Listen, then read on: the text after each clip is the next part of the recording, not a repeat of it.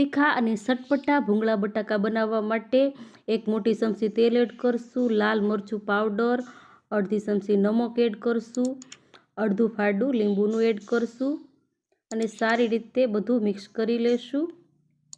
હવે તેમાં 1 કિલો બટાકાને બાફી અને ચાલનો ભાગ કાઢી લીધો છે તેને એડ કરી દઈશું।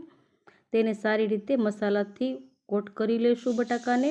તો બટાકા એકદમ કોટ થઈ ગયા છે। હવે ગરમા ગરમ તેલમાં આપણે ભૂંગળા બધા ફ્રાય કરી લેશું।